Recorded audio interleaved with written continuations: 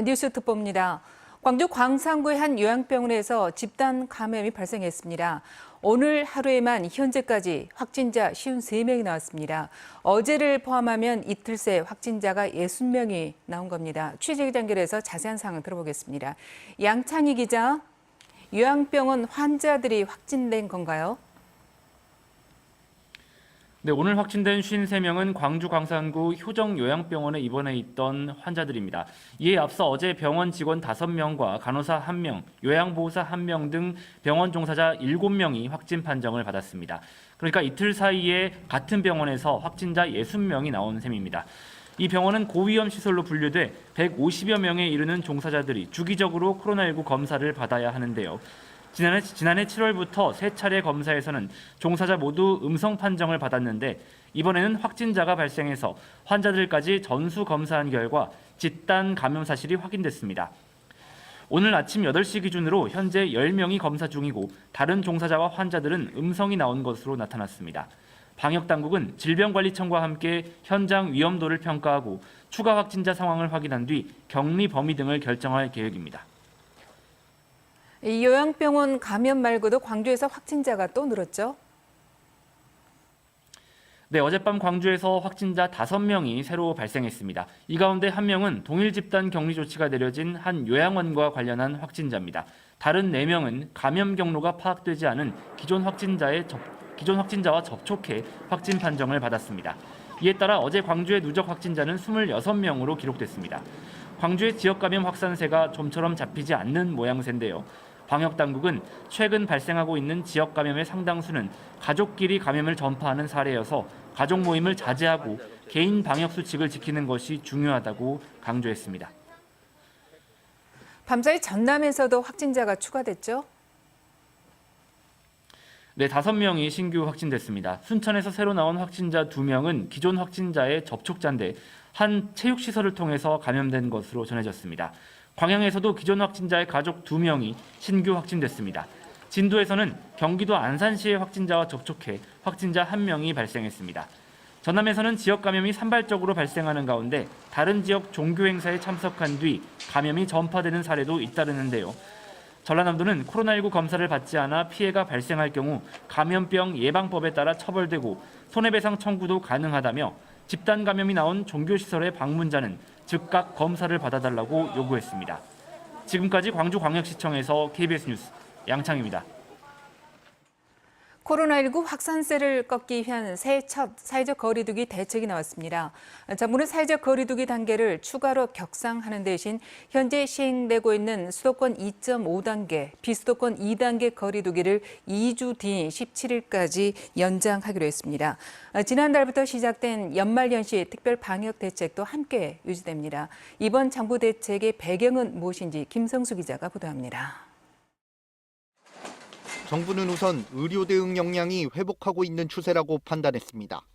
현재 감염병 전담병원 병상은 2,483개, 중증 환자 병상은 202개 이용할 수 있습니다.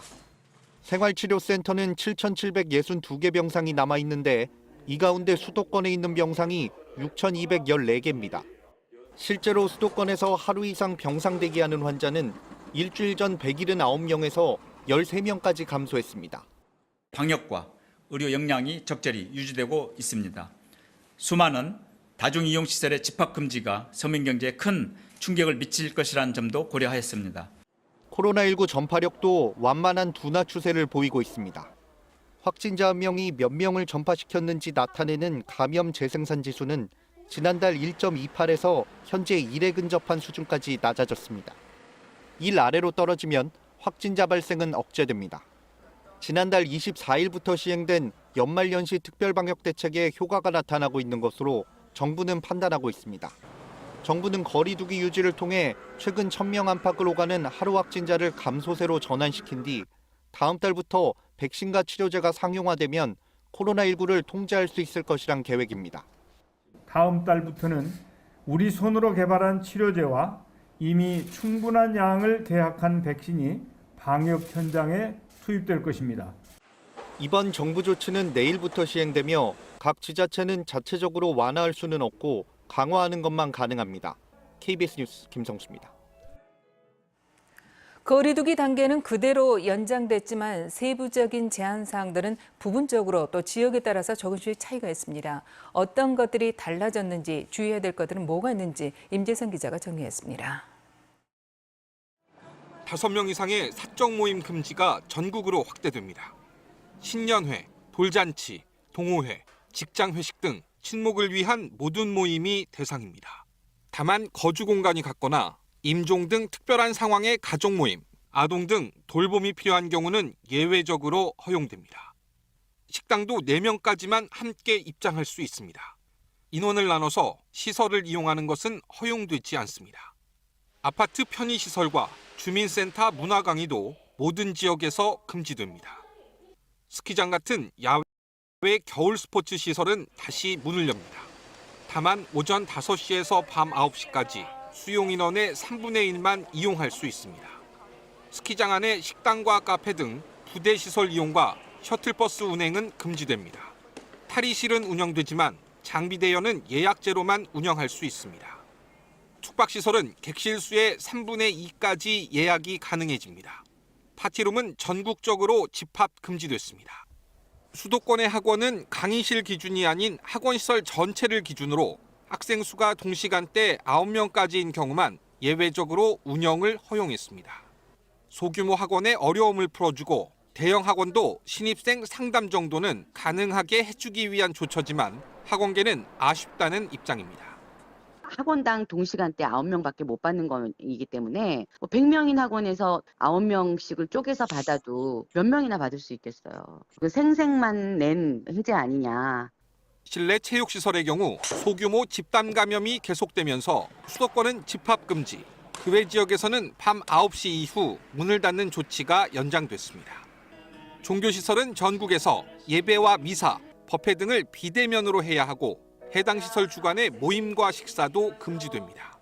KBS 뉴스 임재성입니다. 다시 한번 전해드리겠습니다. 광주 광산구에 있는 효정요양병원에서 오늘 하루에만 53명의 확진자가 나왔습니다. 어제 오늘 이틀 사이 60명의 확진자가 나온 건데요. 오늘 오전에 발표된 국내 코로나19 신규 확진자는 657명으로 23일 만에 600명대를 기록했지만 고위험시설인 광주 한 요양병원에서 집단 감염이 발생하면서 지역사회 긴장감이 커지고 있습니다.